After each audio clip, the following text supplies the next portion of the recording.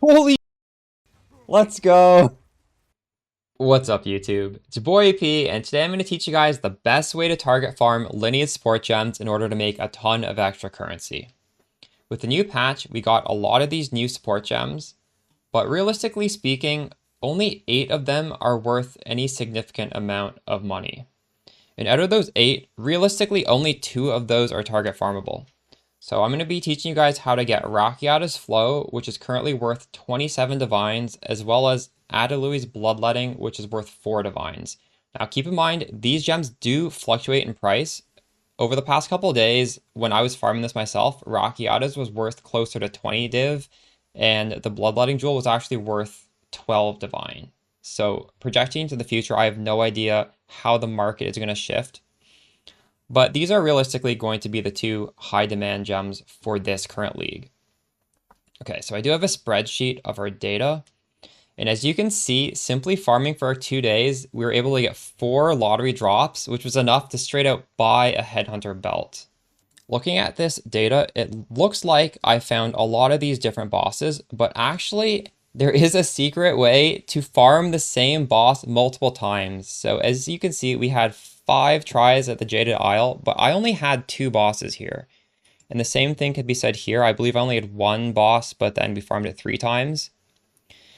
And over the course of this video, I'm going to be teaching you tricks like this to maximize your chance at getting this lottery reward.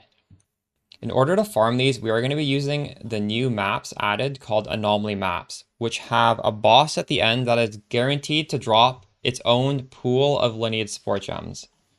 Now, the best boss is going to be the Eye of the Storm, which when revealed is then labeled as Jade Isles, and this drops Rakiata's flow. And the second best boss would be the Estazunti's Vault, which when revealed is called a Sealed Vault, and that drops the other gem.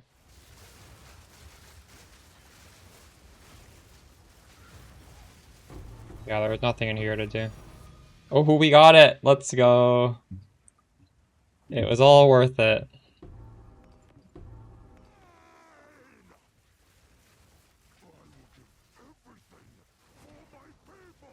Holy shit, we got it! Let's go!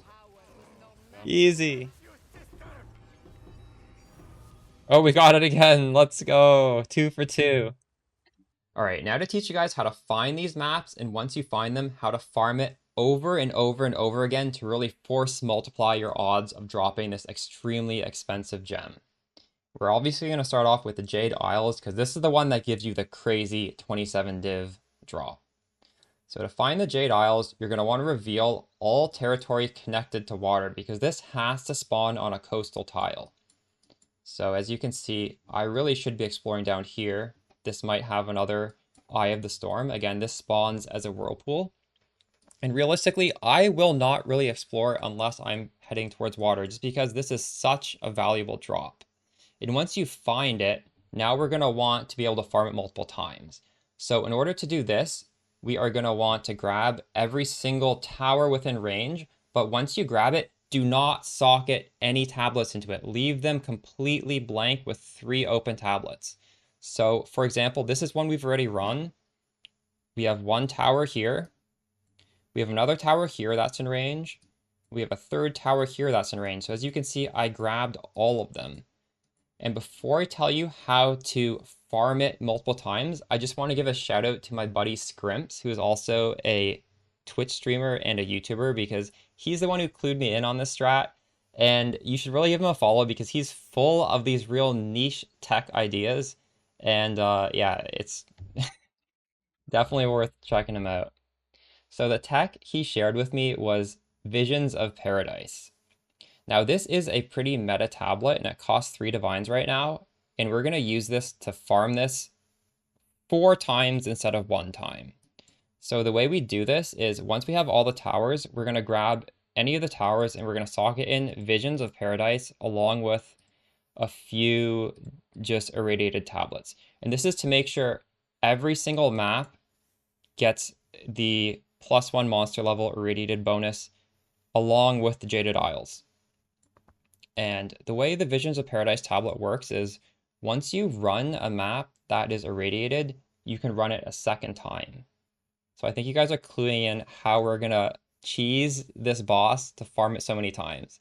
So the first time we're gonna put in the Visions of Paradise, and then that is gonna let us farm the boss. It's gonna remove the irradiation, but the boss is still gonna be farmable again. And that's where we go on to the second tower, and this time you don't need to use Visions of Paradise because this buff is permanent.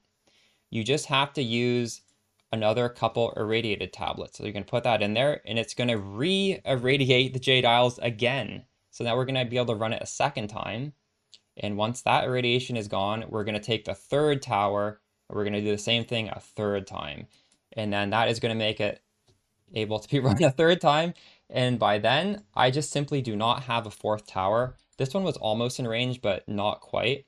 So once you run out of towers, you're just going to have to run it not irradiated, and then that's your final time that you're able to run it. And obviously, when you're doing this, it lets every single map in the AoE able to be run twice. So that's why you want to make sure you grab all these towers right away, or else you're going to have to path to these towers and run every map twice towards the towers, and it's going to waste so much time. But the other upside to this is maybe you have 2 Jade Isles within the reach of these towers, because these spawn on the coast, and this is already going to be a coastal area. So then you can sort of multiply the power of the Visions of Paradise to be doing this on multiple of these bosses. Over here, I did not have that, so we just ran this 4 times. And to talk about the other thing worth running, well, it was very worth running before because it was 12 div, but now it's dropping in price. I do believe the sealed vault spawns on mountains only, but I'm not sure. All the ones I've found have been on mountains. I don't actually even have an example. But realistically speaking, this tech for farming multiple times, I think it works best on Jade Isles because this doesn't need a key. For the sealed vault, you actually have to farm nodes around it in order to drop this little totem dude to even enter it. So realistically speaking, I probably wouldn't use Visions of Paradise on it. Also, that gem's only worth 4 div now. But yeah, you can use this tip for the Jade Isles. And as for finding these, you can obviously use this other tablet called Grand Project. So how this works, you put it in a tower, and then you can sort of teleport to anything in its range. So let's just say I put a Grand Project right here. I would be able to not have to run 1, 2, 3, 4, 5, 6. I'd be able to go straight up to here, and then we could progress down the coast even quicker. So that's a way to explore vast areas of the map without having to run a lot of maps. And this is definitely worth doing, Grand Project.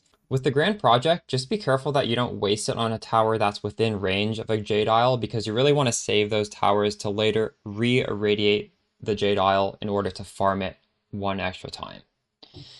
And yeah, that's pretty much the essence of the strategy. It's pretty easy to do, and you don't even have to full send it for this. I mean, you can be exploring while looking for, say, a triple or a quad tower setup just to juice to farm a regular old Abyss strat, and then keep this in the back of your head as a little trick just in case you'll luck out and end up with a really nice setup for multi-farming these bosses. It's definitely worth knowing this strat. Hope you enjoyed the video. If you found it helpful, a like and a follow really go a long ways with the YouTube algorithm. All right, I'll catch you next time. Peace.